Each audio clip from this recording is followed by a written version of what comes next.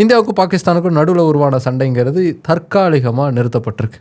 ஆனால் அந்த சண்டையில் எங்கள் சைடு தான் வெற்றி அப்படின்னு இரு நாடுகள் தரப்பில் இருந்தும் அறிக்கைகள் வெளியாயிருக்கு. அதுலேயே பாகிஸ்தான் வந்து ஒரு படி மேலே போய் நாங்கள் தாங்க வரலாற்று வெற்றியை பெற்றிருக்கோம் அப்படின்னு பல இடங்களுக்கு போய் பயங்கரமான ஸ்டேட்மெண்ட்லாம் வந்து கொடுத்துட்டு இருந்தார். அவர் கொடுத்த ஸ்டேட்மெண்ட்ஸில் ரொம்ப முக்கியமான ஒன்று, இந்த வரலாற்று வெற்றிக்கு எங்களுக்கு பெரிய அளவுக்கு உறுதுணையாக இருந்த எங்களுடைய நண்பன் சீனாவுக்கு நன்றி அப்படிங்கிறது தான். பாகிஸ்தான் பயன்படுத்தின ஆயுதங்களில் இம்போர்ட் செய்யப்பட்ட ஆயுதங்களில் 80% ஆயுதங்கள் அப்படிங்கிறது சைனா கிட்டேருந்து இம்போர்ட் ஆன ஆயுதங்கள். அதாவது பாகிஸ்தானுக்கு பெரிய அளவுக்கான வெப்பன் சப்ளையராக இருந்ததே சைனா தான். சைனாவுடைய பல டெக்னாலஜிஸை தான் இந்த சண்டை அப்போவே பாகிஸ்தான் பயன்படுத்தியிருந்தாங்க. அதிலிருந்தே பாகிஸ்தான் ஆர்மிங்கிறது பெரிய அளவுக்கு சைனாவால் இன்ஃப்ளூயன்ஸ் ஆகிருக்கு அப்படிங்கிறத நம்மளால் புரிஞ்சுக்க முடியுது. சைனாவுக்கும் நமக்கு ஏற்கனவே எல்லை பிரச்சனை அப்படிங்கிறது போய்கிட்டு தான் இருக்குது. சைனாவோட நம்ம நேரடியாக மோதலில் இருக்கக்கூடிய அதே சமயத்தில் பாகிஸ்தான் வழியாகவும் சைனாவுடைய ஆதிக்கம் அப்படிங்கிறது நம்ம மேலே வந்து செலுத்தப்படுது அப்படிங்கிறத இதில் வந்து புரிஞ்சுக்க முடியுது. ஆனால் இது 2 வகையில் மட்டும்தான் சைனா நம்மளை வந்து இன்ஃப்ளூயன்ஸ் பண்ணிக்கிட்டு இருக்காங்களா அப்படின்னு பார்த்தோம் அப்படின்னா இல்லை. நிறைய பேர் ஸ்ரீலங்கா இருக்குல்ல, ஸ்ரீலங்கா வழியாக அடிக்கிறதுக்கு ட்ரை பண்ணுறாங்க அப்படின்னு யோசிப்பீங்க. ஆனால் ஸ்ரீலங்கா மட்டும் கிடையாது, இந்தியாவுடைய டாமினன்ஸை குறைக்கிறதுக்கான பல வழிகளை சீனா வந்து தொடர்ந்து செஞ்சுக்கிட்டு இருக்காங்க. சீனாவால் இந்தியா வந்து ஒட்டு மொத்தமாக சுற்றி வளைக்கப்பட்டிருக்கு அப்படிங்கிறது தான் இப்போது கரண்ட்டில் இருந்து நம்ம புரிஞ்சிக்க வேண்டிய விஷயம். அது எப்படி சைனா வந்து நம்மளை சுற்று போட்டிருக்கு, இந்தியா அதை தடுக்கிறதுக்காக என்ன மாதிரியான வேலைகள் எல்லாம் செஞ்சுருக்காங்க, செய்ய போகிறாங்க, செய்கிறதுக்கான வாய்ப்புகள் இருக்குது அப்படிங்கிறத தான் இன்றைக்கி நாம் டீட்டெயிலாக பார்க்க போகிறோம். Welcome to big bang Bogan. நான் உங்கள் போகன். இன்றைக்கி நம்ம அலசி ஆராய போகிறது சைனாவுடைய ஸ்ட்ரிங் ஆஃப் பேர்ல்ஸ் ஆப்ரேஷனை பற்றி. வாங்க.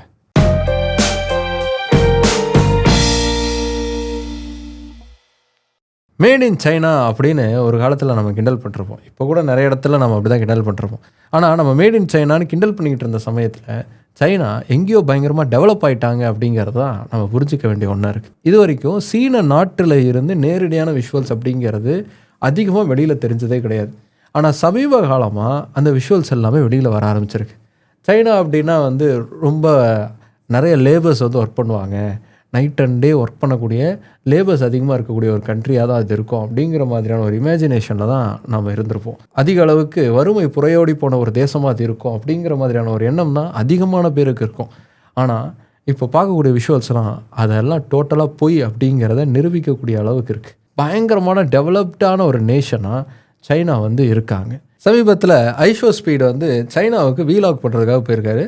அந்த வீலாக் விஷுவல்ஸ் பார்த்திங்கனாவே சைனா எந்தளவுக்கு டெவலப்டாக இருக்காங்க அப்படிங்கிறத நம்மளால் பார்க்க முடியும். பல இன்ஃப்ராஸ்ட்ரக்சர், பல பில்டிங்ஸ் எல்லாமே எப்படி அது சாத்தியமே இல்லாத ஒன்று சாத்தியப்படுத்தியிருக்காங்கங்கிற ஆச்சரியப்படுற அளவுக்கு இருக்குது.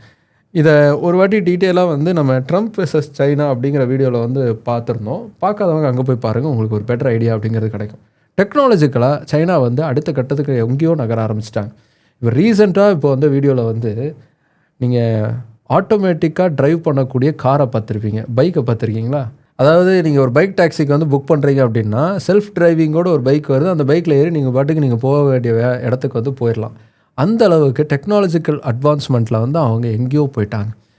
சைனா இவ்வளோ தூரம் வளர்ந்துருக்கு இல்லையா, எந்த அளவுக்கு அவங்க வளர்ந்துருக்காங்க அப்படிங்கிறத இண்டெக்ஸ் எடுத்து, அதாவது புள்ளி விவரங்கள் எடுத்து நம்ம பார்த்தோம் அப்படின்னா ஆச்சரியப்படுத்தக்கூடிய அளவுக்கு இருக்குது. 1990 இந்தியாவில் ஒருத்தருடைய சராசரி சம்பளம் ஒரு வருடத்துக்கு அப்படிங்கிறது $367 இருந்திருக்கு. அதே சமயத்தில் அதே மாதிரியான வருமானம் ஒருத்தருக்கு சைனாவில் எந்த அளவுக்கு இருந்திருக்கு அப்படின்னு பார்த்தோம் அப்படின்னா அது $317 அளவுக்கு தான் இருந்திருக்கு. ஆனால் இதே அளவீடுங்கிறது 10 வருஷ இடைவெளியில் 2000 எடுத்து பார்க்கும்போது இந்தியர்களுடைய சராசரி சம்பளம் அப்படிங்கிறது $1357 இருந்திருக்கு. அதே சமயத்தில் சீனாவில் இருக்கக்கூடிய சீனர்களுடைய சராசரி சம்பளங்கிறது எவ்வளோ திரும்ப இருந்திருக்கு, $4450 இருந்திருக்கு. நம்மளை விட 3 மடங்கு அதிகமாக அவங்க சம்பாதிக்க ஆரம்பிச்சிருக்காங்க வெறும் 10 வருட இடைவெளியில்.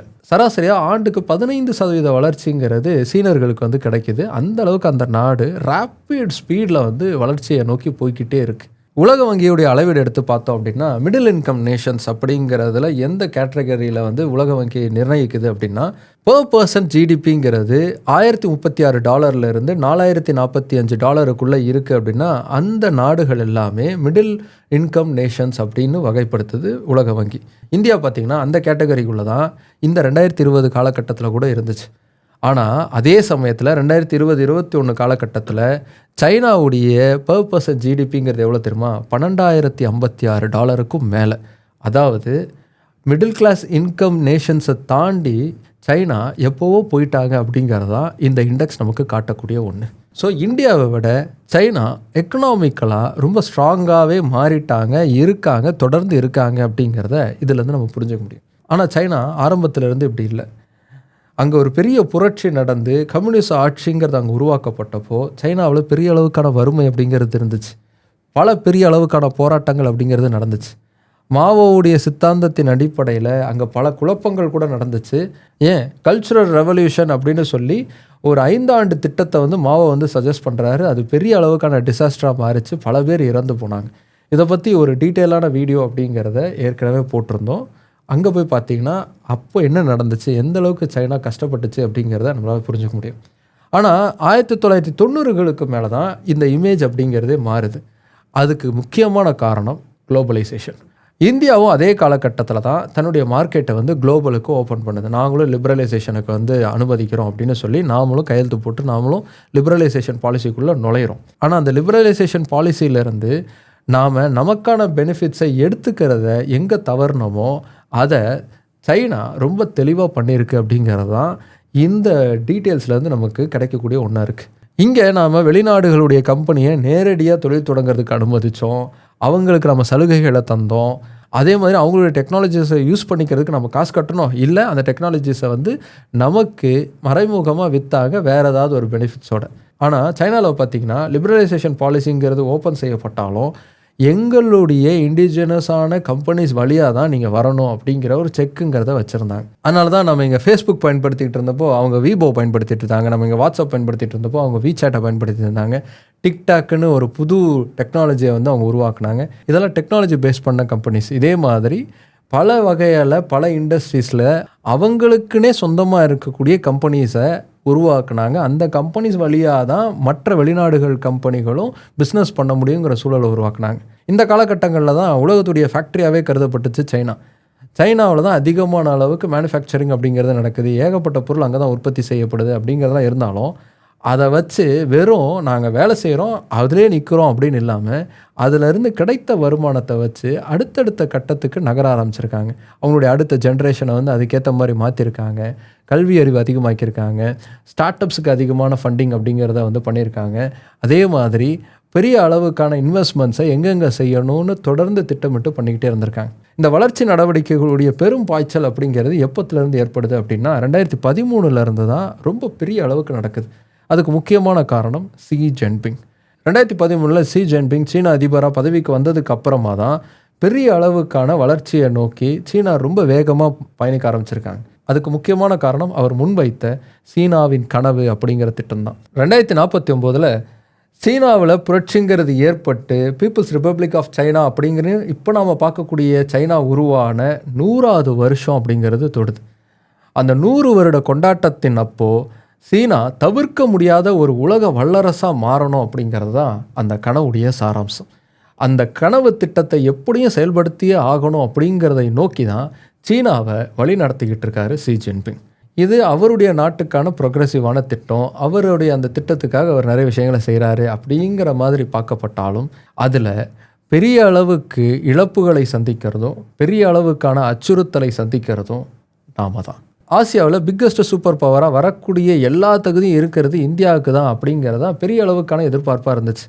இந்தியாவை வளர விடாமல் தடுத்து இந்தியாவை சப்ரஸ் பண்ணி அந்த இடத்தை எப்படியாவது பிடிச்சு உலகத்தின் வல்லரசாக மாறணும் அப்படிங்கிறது தான் சீனாவுடைய எண்ணமாக இருக்குது.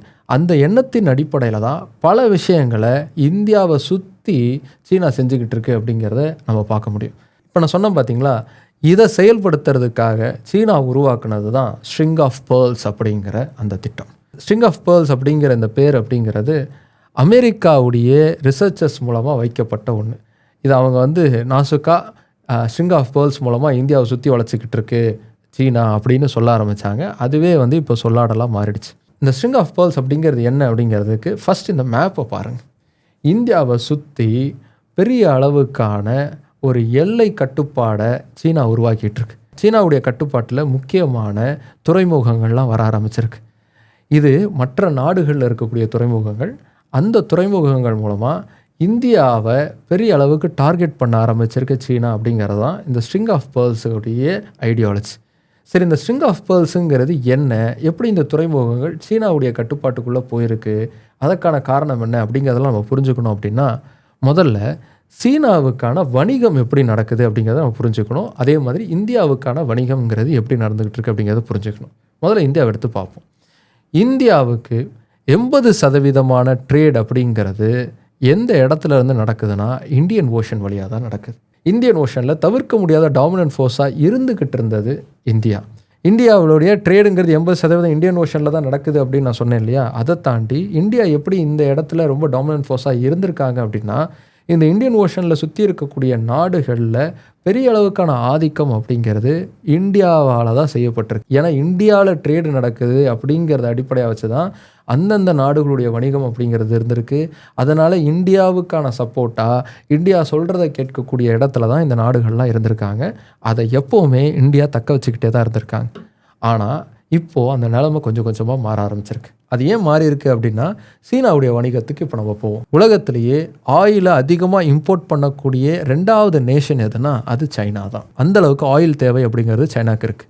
வெறும் ஆயில் மட்டும் இல்லை, சைனாவுக்கு தேவையான எல்லா வகையான இம்போர்ட்ஸும் இந்தியன் ஓஷனை கடந்து அதுக்கப்புறமா தான் சைனாவுக்கு வந்து சேருது. சைனாவுக்கு எப்படி இந்த பொருட்கள் சேருது அப்படின்னா, மலாக்கா ஸ்ட்ரைட் மூலமாக சேருது.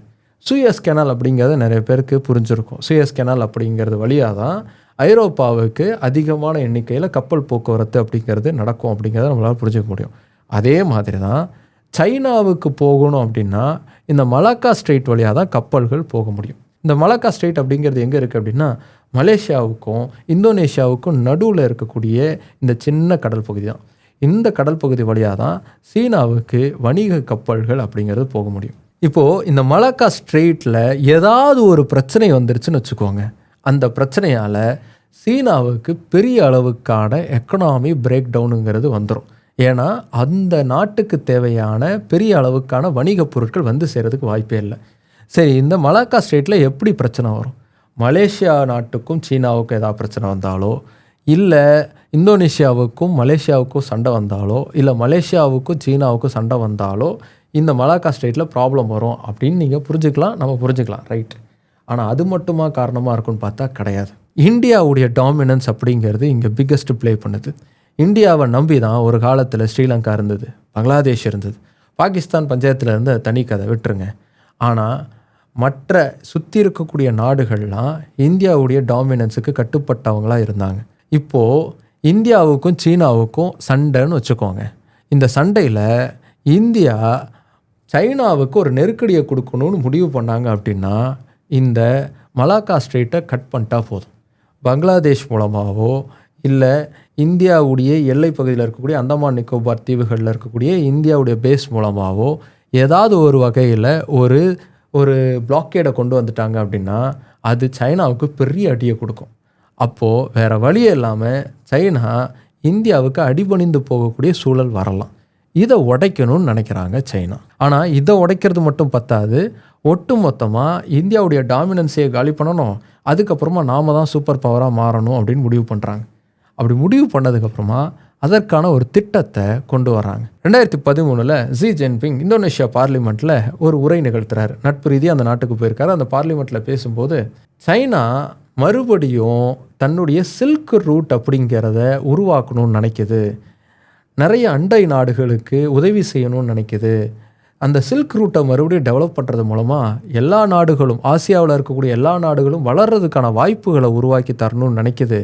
அதுக்காக நாங்கள் ஒரு திட்டத்தை முன்வைக்கிறோம் அப்படின்னு சொல்கிறார். அப்படி சொன்னார் இல்லையா, அந்த திட்டம் அடுத்த வருஷமே அமலுக்கு கொண்டு வரப்படுது. அந்த திட்டம் என்னென்னா பெல்ட் அண்ட் ரோடு இனிஷியேட்டிவ் அப்படிங்கிற ஒரு திட்டம். ஆனால் சைனாவில் இந்த திட்டத்துக்கு என்ன மாதிரியான பேர் திரும்ப வழங்கப்படுது? ஒன் பெல்ட் ஒன் ரோட் திட்டம் அப்படின்னு தான் இதுக்கான பேருங்கிறது சொல்லப்படுது. இந்த திட்டங்கிறது என்ன? இந்த திட்டம் அப்படிங்கிறது பண்டைய காலத்தில் சில்க் ரூட் அப்படிங்கிறது ஒன்று இருந்துச்சு இல்லையா, அதாவது சீனாவில் இருக்கக்கூடிய பட்டை வாங்கணும் அப்படின்னு சொல்லி இந்த பட்டை வாங்கிறதுக்காக ஒரு ட்ராவலுங்கிறது இருந்தது. ஐரோப்பாவில் இருந்து சீனாவுக்கு போகிறதுக்கான ஒரு வழிபாதைங்கிறது இருந்துச்சு. அந்த வழிப்பாதையை சில்க் ரூட் அப்படின்னு சொல்லுவாங்க. நிலம் வழியாக போன ரூட்டை தாண்டி கடல் வழியாகவும் வணிகம் அப்படிங்கிறது இந்த பட்டு துணிக்காக நடந்துச்சு. அதனால தான் அதுக்கு சில்க் ரூட் அப்படிங்கிற பேருங்கிறது இருந்தது. இந்த சில்க் ரூட்டை நான் மறுபடியும் உருவாக்க போகிறேன் அப்படின்னு சொல்லுது சைனா. இந்த சில்க் ரூட்டை உருவாக்குறதுக்கு நிலம் வழியாக மற்ற ஐரோப்பிய நாடுகளோடையும் ஆப்பிரிக்க நாடுகளோடையும் தொடர்பு ஏற்படுத்திக்கிறதுக்கான இன்ஃப்ராஸ்ட்ரக்சரை நாங்கள் டெவலப் பண்ண போகிறோம். அதாவது ரோடுகள் போட போகிறோம், ரெயில் ரோட்ஸ் அமைக்க போகிறோம், அதே மாதிரி டனல்ஸ் உருவாக்க போகிறோம். அதே மாதிரி கடல் ரீதியாகவும் இந்த சில்க் ரூட்டை உருவாக்குறதுக்கு என்ன மாதிரியான இன்ஃப்ராஸ்ட்ரக்சர்லாம் செய்யணுமோ அதெல்லாம் நாங்கள் செய்ய போகிறோம் அப்படின்னு இந்த திட்டத்தை வந்து உருவாக்குறாங்க.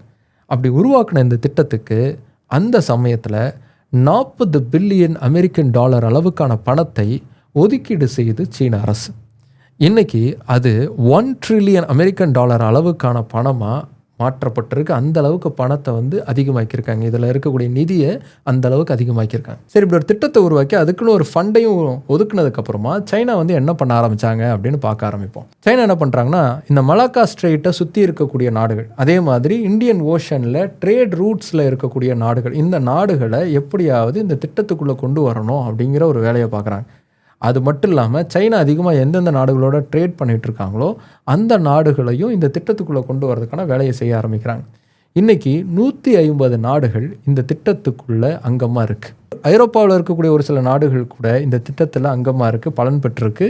இட்டாலி கூட இந்த திட்டத்தால் பலன் பெற்றிருக்கு. அதுக்கப்புறமா அமெரிக்காவுடைய இன்ஃப்ளூயன்ஸ் மூலமாக அந்த திட்டத்திலேருந்து வெளியில் வந்திருக்கு. சரி, இந்த திட்டத்தில் பங்கு பெறுறதுனா என்ன நடக்குது? சைனா என்ன பண்ணுறாங்கன்னா, இந்த நாடுகள் கிட்ட போய் உங்களுடைய நாட்டில் நாங்கள் இன்ஃப்ராஸ்ட்ரக்சரை டெவலப் பண்ணுறோம், அந்த மாதிரி டெவலப் பண்ணுறதுக்கு எங்களுக்கு அனுமதி தாங்க, ஃபுல் ஃபண்டிங் நாங்களே பார்த்துக்குறோம், உங்களுடைய போர்ட்டை வந்து நாங்கள் பயங்கரமாக டெவலப் பண்ணித்தரோம், அதே மாதிரி உங்களுக்கான பிரிட்ஜஸை கட்டித்தரோம், எங்களுடைய இந்த சில்க் ரூட்டை உருவாக்குறதுக்கான வேலைக்காக இதுக்கு நாங்கள் இந்த ஃபண்டிங், இந்த இன்ஃப்ராஸ்ட்ரக்சர் டெவலப்மெண்ட்லாம் செய்கிறோம் அப்படின்னு சொல்லி அந்த நாடுகளுக்கு பெரிய அளவுக்கான நிதியை ஒதுக்கீடு செஞ்சு அங்கே கட்டமைப்புகளை உருவாக்க ஆரம்பிக்கிறாங்க. இப்போ அந்த நாட்டில் இந்த மாதிரியான கட்டமைப்பை உருவாக்குறதுக்கு சைனா ஒரு கொலாட்ரல் செக்யூரிட்டி அப்படிங்கிறத அந்த நாடுகள்கிட்ட இருந்து கேட்டு வாங்கிக்கிறாங்க. என்ன மாதிரியான செக்யூரிட்டினா, உங்கள் நாட்டில் நாங்கள் ஒரு துறைமுகத்தை டெவலப் பண்ணி தரோம் அப்படின்னா அந்த துறைமுகத்துடைய ஃபுல் கண்ட்ரோலுங்கிறது எங்ககிட்ட தான் இருக்கும். உங்கள் நாட்டு வழியாக நாங்கள் ஒரு ரயில் ரோடு போட போகிறோம் அப்படின்னா அந்த ரயில் ரோடுக்கான கண்ட்ரோல் எங்ககிட்ட இருக்கும். அதோடு சேர்த்து உங்கள் நாட்டில் இருக்கக்கூடிய இன்னொரு துறைமுகமும் எங்களுடைய கண்ட்ரோலில் தான் இருக்கும் அப்படிங்கிற மாதிரி ஒரு அக்ரிமெண்ட்டை வந்து உருவாக்கிக்கிறாங்க. போதிய அளவுக்கான பொருளாதார வசதி இல்லாத இந்த நாடுகள் வந்து பரவாயில்ல, நம்ம நாட்டுக்கு டெவலப்மெண்ட்டாக இருக்குது, ப்ளஸ் அவங்களுக்கும் ஒரு பெனிஃபிட்டாக இருக்குது, ஒரு மியூச்சுவல் பெனிஃபிட் தானே, தாராளமாக பண்ணட்டும் அப்படின்னு அனுமதிக்க ஆரம்பிச்சிருக்காங்க. அப்படி அனுமதி கிடச்சதுக்கப்புறமா இந்தந்த இடங்களில் அந்த டெவலப்மெண்ட்டுங்கிற பேரில் சைனா அந்த நாடுகளுக்குள்ளே காலூன்ற ஆரம்பிச்சிருச்சு அப்படிங்கிறது தான் இப்போது நிதர்சனமான உண்மை. பொதுவாக இந்த மாதிரியான வேலையை அமெரிக்கா தான் அதிகமாக செய்யும். அதே மாதிரி யூரோப்பியன் சூப்பர் பவர்ஸ் அதிகமாக செய்வாங்க. ஆனால் அமெரிக்காவும் யூரோப்பியன் சூப்பர் பவர்ஸும் சரி, ஏன் இந்த நாடுகள்லாம் இந்த மாதிரியான இன்வெஸ்ட்மெண்ட்டை செய்யலை அப்படின்னா அவங்களுக்கு அது தேவையில்லாத வேலை, அதனால் பெரிய அளவுக்கு பெனிஃபிட் இல்லை அவங்களுக்கு அப்படிங்கிறது முதல் எண்ணம். ரெண்டாவது, இந்த நாடுகளில் பல நாடுகள் உள்நாட்டு குழப்பத்தாலேயும் இல்லைனா மற்ற நாடுகளுடைய எல்லை பிரச்சனையாலேயும் தொடர்ந்து வந்து சண்டையிலேயோ குழப்பத்திலேயோ இருக்கக்கூடிய நாடுகளாக இருக்குது. அந்த நாடுகளை இன்வெஸ்ட்மெண்ட் பண்ணுறதுங்கிறது பெரிய அளவுக்கு லாஸில் தான் போய் முடியும். அப்படிங்கிறதுனால இந்த அமெரிக்காவோ யூரோப்பியன் சூப்பர் பவர்ஸோ அதை வந்து செய்கிறதே கிடையாது. ஆனால் சைனா பெரிய அளவுக்கான பர்சனல் பெனிஃபிட் அதுக்கு இருக்குது அப்படிங்கிறதால அந்த ரிஸ்க்கை எடுத்து இந்த நாடுகளில் தொடர்ந்து இன்வெஸ்ட்மெண்ட் அப்படிங்கிறத பண்ணிகிட்ருக்காங்க. இப்படி இந்த பிஆர்ஐ திட்டத்துக்கு கீழே இன்வெஸ்ட்மெண்ட் பண்ணி பல நாடுகளை அவங்களுடைய கட்டுப்பாட்டுக்குள்ளே கொண்டு வரதுக்கான வேலையை சைனா ரொம்ப சக்ஸஸ்ஃபுல்லாகவே செய்ய ஆரம்பிச்சிட்டாங்க. இந்த திட்டத்தில் சைனா வந்து பெரிய அளவுக்கான ஃபண்ட் அப்படிங்கிறத பண்ணுது. அதை தாண்டி இந்த திட்டத்தில் அங்கமாக இருக்கக்கூடிய நாடுகளும் ஒருத்தருக்கு ஒருத்தர் நிதி பங்கீடு செஞ்சுக்கிறதுக்கான வேலைகளும் நடக்குது. ஆனால் பெரிய அளவுக்கான நிதி யார் தரா அப்படின்னா சைனா தான் தருது. இந்த மேப் எடுத்து பார்த்தீங்கன்னா உங்களுக்கு ஒரு அண்டர்ஸ்டாண்டிங் அப்படிங்கிறது கிடைக்கும். பச்சை நிறத்தில் இருக்கக்கூடிய நாடுகள் எல்லாமே இந்த பிஆர்ஐ திட்டத்தின் கீழே பலன் பெற்ற நாடுகள். அதனால் ஏதோ ஒரு வகையில் சீனாவுடைய ஆதிக்கத்துக்கு கட்டுப்பட்ட நாடுகளாக இந்த நாடுகள் மாறி இருக்குது அப்படிங்கிறதான் இதில் வந்து நம்ம புரிஞ்சுக்கணும். ஸோ பேசிக்காக இந்த பிஆர்ஐ ஸ்கீம் மூலமாக சைனா வந்து ஒரு டெப்ட் டிராஃப்ட்டுங்கிறத உருவாக்கியிருக்காங்க. அதாவது கடன் வாங்கிட்டோம், கடன் வாங்கினால அவனுக்கு கட்டுப்பட்டு தான் இருக்கணும், அவன் என்ன சொல்கிறானோ அதை செஞ்சு தான் ஆகணும் அப்படிங்கிற மாதிரியான சூழலை அந்த நாடுகளுக்கு உருவாக்கி தான் சொல்கிறதை செய்யக்கூடிய நாடுகளாக அந்த நாடுகளை சீனா வந்து கண்ட்ரோல் பண்ண ஆரம்பிச்சிருச்சு அப்படிங்கிறது தான் உண்மை. ஸோ இதில் சீனா எந்தெந்த நாடுகளுக்கு என்ன மாதிரியான பெனிஃபிட்டுங்கிறத கொடுத்துருக்காங்க, அதில் என்ன மாதிரியான பலன் அவங்களுக்கு கிடச்சிருக்கு அப்படிங்கிறதுக்கு இந்த டேபிள்ஸை பார்த்தீங்கன்னாவே உங்களுக்கு ஒரு அண்டர்ஸ்டாண்டிங் கிடைக்கும். ஸ்ரீலங்காவே ஒரு உதாரணத்துக்கு எடுத்துப்போமே. ஸ்ரீலங்காவில் இருக்கக்கூடிய ஹம்பன்டோட்டா துறைமுகத்தை கிட்டத்தட்ட $1.12 பில்லியன் அமெரிக்கன் டாலர் அளவுக்கான செலவில் மேம்படுத்தியிருக்காங்க சீனா. அதனால் அந்த துறைமுகத்துடைய ஒட்டுமொத்த கண்ட்ரோல் அப்படிங்கிறது இன்றைக்கி சீனாக்கிட்ட போயிடுச்சு. அதே மாதிரி தான் கொலம்போ இன்டர்நேஷ்னல் கண்டெய்னர் டெர்மினலையும் சீனா வந்து உருவாக்கி தந்திருக்காங்க. கொலம்போவுடைய போர்ட் சிட்டியையும் அவங்க உருவாக்கி தந்திருக்காங்க.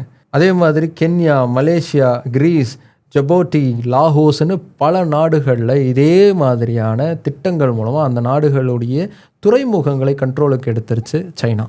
இதனால் இந்தியாவுக்கு பெரிய அளவுக்கான அடி அப்படிங்கிறது உருவாயிருக்கு. இப்படி இன்ஃப்ராஸ்ட்ரக்சர் மூலமாக மட்டும் இல்லாமல் இராணுவ உதவிகள் செஞ்சோம் அந்த நாடுகளை தங்களுடைய கட்டுப்பாட்டுக்குள்ளே கொண்டு வந்திருக்கு சீனா.